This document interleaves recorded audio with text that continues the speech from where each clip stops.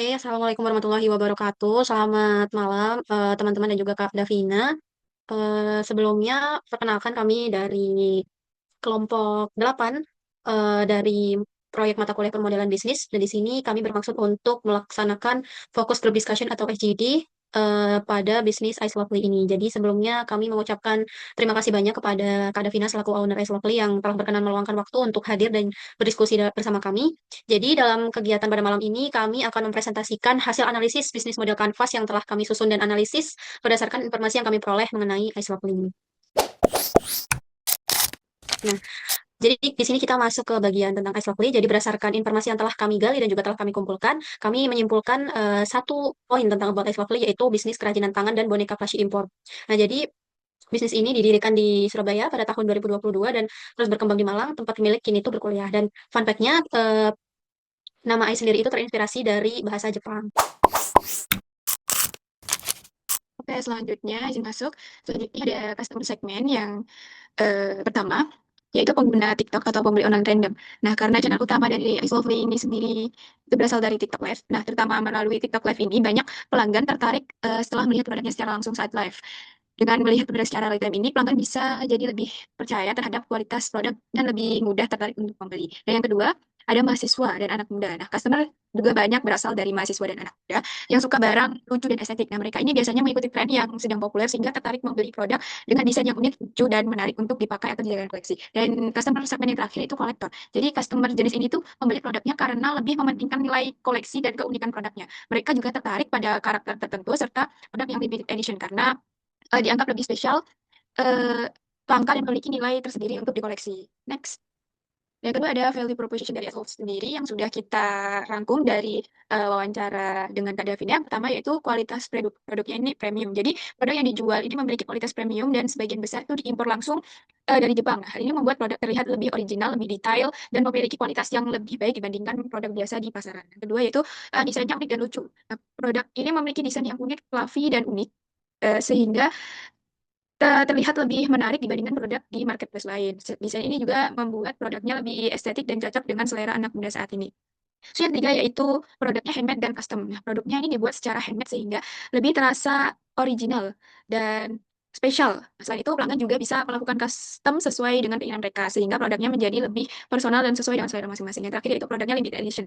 Nah, produk dijual dalam jumlah terbatas, sehingga terasa lebih spesial dan eksklusif. Karena tidak diproduksi secara massal, produk juga terlihat lebih unik dan tidak pasaran. Dan ada pun salah satu plushie yang bermerek Yale itu ada sistem di mana per bulan warnanya juga berubah-ubah. Oke, selanjutnya kita masuk ke bahasan selanjutnya adalah bagian channels. Jadi dari cerita yang Kak Devina berikan pada kami meninjau ada beberapa channels yang digunakan dalam pemasaran Ice Lovely ini.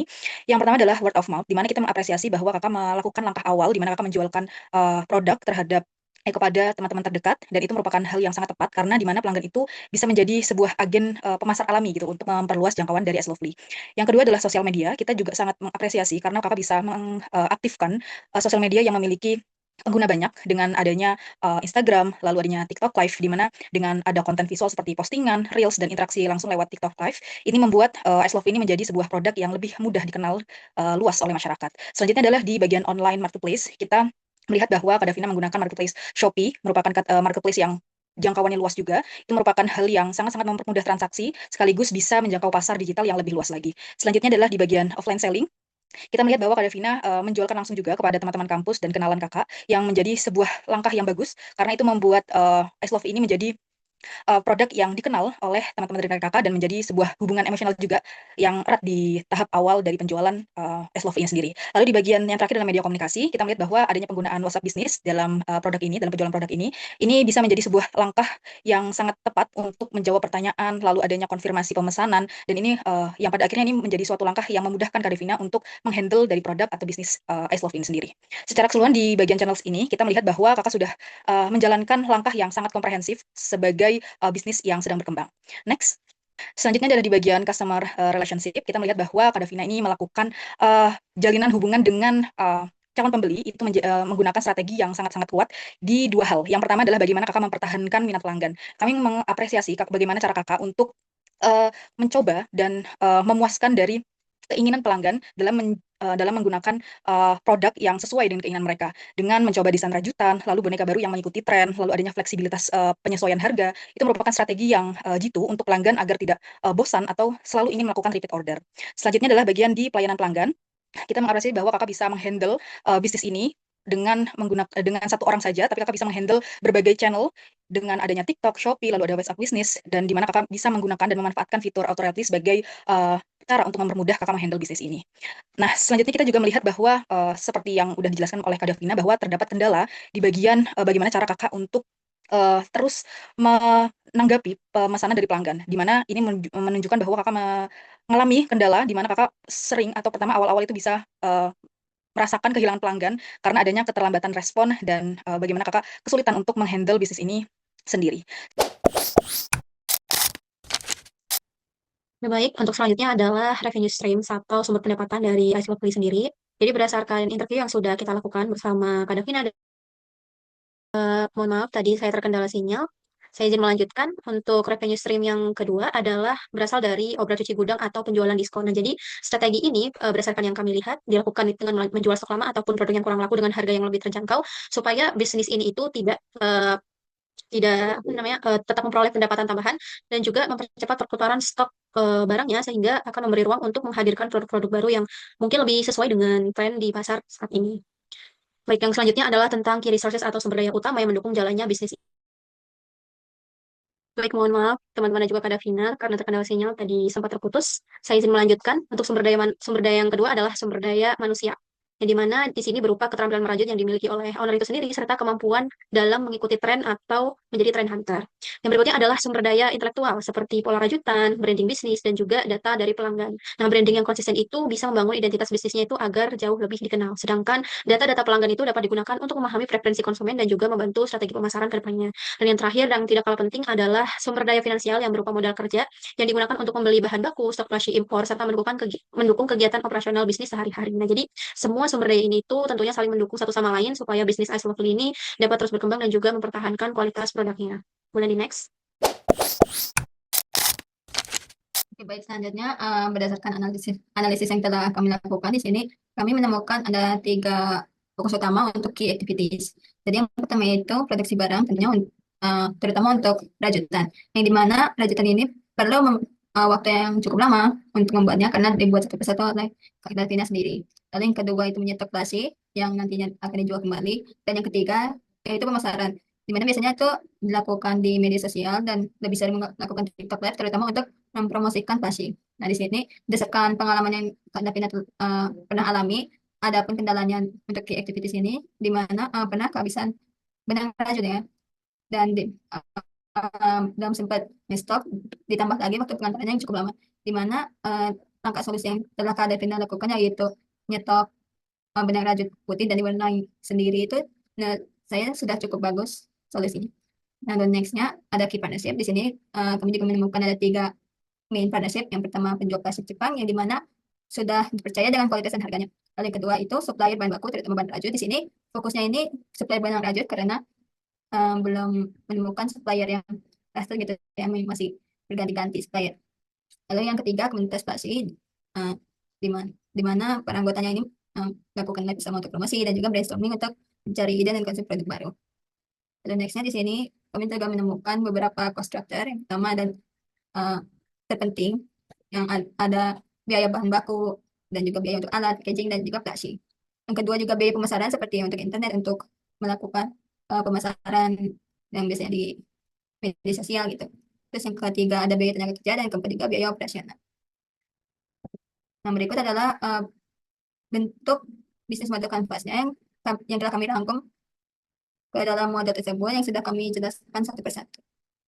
Oke, selanjutnya adalah bagian rekomendasi. Jadi berangkat dari analisis potensi dan analisis dari tantangan yang kakak hadapi atau Ice hadapi dalam perkembangan bisnis ini, kita memberikan beberapa rekomendasi yang mungkin menjadi sebuah hal yang dapat diimplementasikan oleh Ice agar nantinya Ice bisa lebih berkembang ke depannya. Oke, yang pertama adanya mengoptimalkan Instagram secara mandiri, di mana dengan cara mengoptimalkan Instagram ini, mungkin pada saat ini awalnya penjualan ini memang bertumpu pada TikTok Live, tapi dengan adanya mengoptimalkan Instagram juga, kakak bisa mengoptimalkan dari bagaimana kakak merapikan dari katalog produk, lalu adanya konsistensi dari list, lalu ada dari adanya sorotan atau highlights yang menjadi yang menunjukkan testimoni dari pelanggan. Kami berharap bahwa pengoptimalan Instagram ini menjadi salah satu cara agar penjualan bisa berjalan secara otomatis atau berjalan juga secara efektif tanpa atau secara mandiri dibandingkan dari TikTok aja. Jadi kakak bisa menggunakan dua jalur atau dua media sosial yang bisa kakak gunakan dalam perkembangan bisnis ini. Lalu yang kedua adalah menambah jumlah bantuan atau menambah bantuan operasional saat uh, pada saat pesanan ini membludak atau pada saat pemesanan ini lebih banyak dari biasanya. Di mana ini tuh menjadi suatu solusi pada saat kakak memiliki keteteran atau memiliki tantangan untuk menghadapi pemesanan yang membludak, karena kakak bisa mempertimbangkan untuk merekrut bantuan sementara atau part time atau freelance, karena kakak juga menyebutkan bahwa kakak tidak merekrut orang karena kakak takut untuk tidak bisa membayar. Jadi kita menyarankan untuk merekrut staff atau merekrut bantuan operasional secara sementara. Lalu yang ketiga adalah mengikuti bazar atau event offline agar nantinya kakak bisa memasifkan penjualan di acara-acara offline, di mana ini juga menjadi suatu hal yang dapat kakak manfaatkan untuk berburu supplier bahan baku yang lebih stabil, lalu terpercaya, dan tentu saja dengan harga yang lebih murah. Next. Oke, mungkin karena BMC atau bisnis model kanvas sudah kami jelaskan, kami akan lanjutkan di bagian FGD atau forum group discussion, di mana kami akan memberikan kita semua bisa memberikan pertanyaan dan saling menjawab. Di mana mungkin dari saya sendiri akan menanyakan sebagai orang pertama. Yang pertama adalah menurut kakak, kami ingin mengetahui menurut kakak Davina aja, apakah dari BMC yang kita jelaskan, apakah menurut kakak BMC atau analisis yang kita lakukan itu sesuai dengan kondisi bisnis Icelovely saat ini? Boleh jawab, Kak Davina? Jadi menurut saya sudah cukup menggambarkan kondisi bisnis sekarang. Teman-teman udah bisa menangkap dengan baik bahwa target saya itu anak muda yang jelas suka produk unik. Dengan channel yang kalian tulis juga udah sesuai. Karena saya juga mengandalkan media sosial untuk promosi dan penjualan. Jadi secara keseluruhan saya merasa analisis kalian sudah sangat representatif. Seperti itu. Oke, mungkin aku izin masuk ya ke Davina karena Laila terkendala jaringan. Jadi dari 9, izin meneruskan pertanyaan dari Laila. Jadi dari 9 elemen BMC yang kami paparkan tadi, apakah ada bagian yang menurut kakak itu kurang tepat atau perlu kami koreksi lagi, Kak? Dari saya pribadi yang dipaparkan sudah cukup sesuai dengan kondisi bisnis yang sebenarnya. Tidak ada bagian yang secara signifikan meleset atau perlu dikoreksi. Kalian secara keseluruhan udah cukup teliti dan benar-benar menggambarkan Icelovely berjalan selama ini. Jadi dari sisi akurat, saya tidak punya catatan khusus untuk revisi. Yang baik, terima kasih atas jawabannya Kak Devina. Saya juga izin ingin bertanya kepada Kak Devina, bagaimana tanggapan Kak Devina soal rekomendasi yang kami berikan? Apakah ada yang sekiranya realistis untuk diterapkan dalam pengembangan bisnis Icelovely? Yang paling realis untuk langsung saya terapkan mungkin di perbaikan customer relationship ya, terutama soal sistem respon yang lebih cepat dan terstruktur. Itu memang salah satu hal yang saya sadari masih perlu dibenahi, dan kalian benar bahwa keterlambatan respon bisa bikin calon pembeli kehilangan minat. Terus rekomendasi soal kolaborasi dengan komunitas atau kreator yang punya audiens serupa juga menarik sih. Sebenarnya udah ada di kepala saya, tapi belum dijalankan secara konsisten aja gitu. Kalau dijadikan strategi yang lebih terencana, kayaknya hasilnya bisa lebih maksimal gitu. Oke, terima kasih atas jawabannya Kak Davina. Saya juga izin untuk bertanya, menurut Kakak, tantangan terbesar apa yang sedang dihadapi Icelovely saat ini? Dan apakah ada hal yang menurut Kak Davina itu belum kami bahas dalam analisis yang kami sampaikan tadi? Tantangan terbesar ya? Ya. Kalau untuk saat ini, jelasnya membagi waktu antara kuliah dan operasional bisnis, karena sebentar lagi saya juga harus magang. Jadi tekanan akademiknya itu kerasa banget. Karena harus manage bisnis, harus bikin produk baru, harus cari magang juga. Jadi benar-benar agak chaos kalau semisal tiba-tiba ada yang order langsung banyak gitu. Oke, baik. Terima kasih Kak Davina atas jawabannya. Mungkin dari Kakak, apakah ada pertanyaan? Aku ada satu pertanyaan sih, dari seluruh rekomendasi yang kalian kasih, kira-kira mana sih yang sebaiknya jadi prioritas untuk diterapkan lebih dulu dan mengapa? Yang baik Kak Devina, terima kasih atas pertanyaannya. Di sini saya izin menjawab. Menurut kami rekomendasi yang perlu diprioritaskan terlebih dahulu adalah menambah bantuan saat pesanan ramai, baik seperti admin chat ataupun asisten teleksi sementara. Karena seperti yang pernah Kak Devina alami, yaitu kehilangan pelanggan karena respon chat yang lambat. Nah, misalnya saat pelanggan tertarik melihat di TikTok Live atau medsos lainnya, mereka biasanya ingin mendapatkan balasan yang cepat gitu. Nah, kalau responnya terlalu lama, pelanggan bisa beralih ke toko lain yang memberikan layanan yang lebih cepat.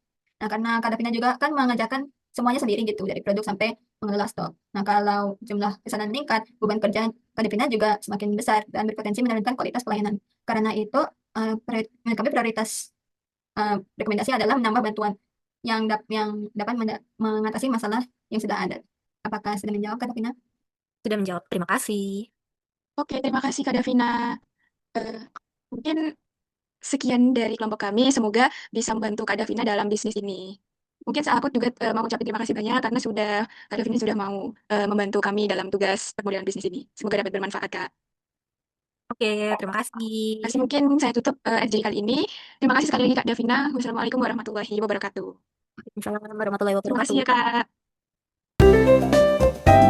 Kak.